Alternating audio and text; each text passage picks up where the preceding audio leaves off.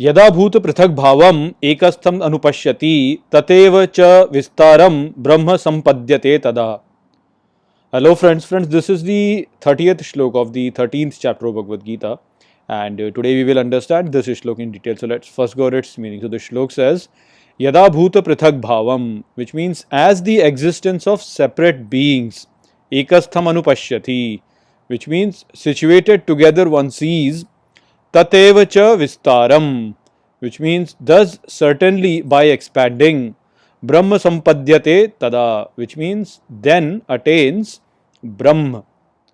So Shri Krishna here is mentioning that the one who sees separate beings to be situated together in one expands the self and attains Brahma.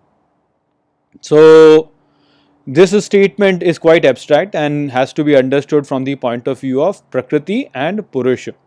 So a common person sees a lot of diversity in this world and in ignorance assumes all of them to be independent of each other. So such an individual thinks that every person in this universe has an independent will of their own and is acting here in this world as a separate entity. In the previous shlok, Shri Krishna mentioned that this assumption is incorrect, and it is this assumption which gives rise to the idea of doership, which then basically leads to Maya. So he mentioned that all the actions actually happen in Prakriti, while Purusha is just the witness of those actions. So if you have understood that idea, then what you can do is that you can divide this entire existence into two compartments. One compartment is that of the self, who is the observer, who is the Purush, and the other is the compartment of whatever the self is observing. So that is Prakriti. Now, all the things and all the people that one observes outside him in this world, I'm just saying wrongly assumes to be outside him. This just appears or observes them to be outside him. He can make that just one entity, and that entity will be Prakriti.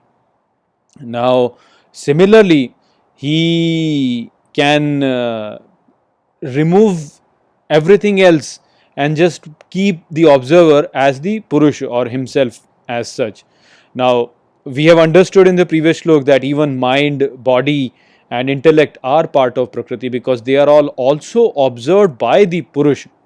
So, every object that a person observes outside him, he observes that object in his mind, which is arising in his body, is reflecting basically. That's the reflection part of the body of our true self, and intellect is just the impressions or samskars or the tendencies that we have created through which we have changed the way we think, the pattern of thinking. So all of this is basically Prakriti, while the observer is the one who is just observing the variations in Prakriti.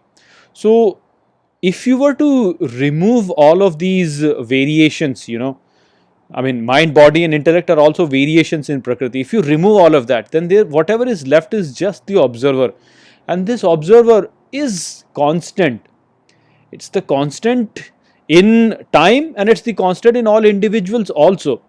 The observer inside you, the observer inside me, the observer inside everybody else, they're all the same. It's exactly the same it will be, because the process of observation is just the same. So from this we can conclude that although we observe many different observers in this world, but that variation is also only arising in Prakriti, while in reality the Purusha or the observer is just the one. So in all observers there is just one observer, and we have already compartmentalized everything else to be Prakriti. So there actually is just one Prakriti and there is just one Purush, and that Purusha is observing this Prakriti, and based on the response that an individual Purush, which is the reflection basically, does, Prakriti in the same way responds to Purush in that situation. So what you can say is that the Prakriti is dependent on Purush, because the way Purush reacts, Prakriti then corresponds, and the Prakriti is dependent on Purush and Purush is dependent on Prakriti, because the way then the Purush observes, the impressions are formed in that manner for that Purush. So they are dependent on each other. Purush is dependent on Prakriti, Prakriti is dependent on Purush. The way Purush reacts, Prakriti correspondingly reacts. The way Prakriti reacts, correspondingly Purush reacts. And so they are independent, they are not independent of each other basically, they are dependent on each other. And from that we can realize that they are the two sides of the same coin. Now, when a person understands this, that Purush and Prakriti are the two sides of the same coin, then he expands and takes himself not just to observer, also to Prakriti, and he expands and basically realizes Brahma.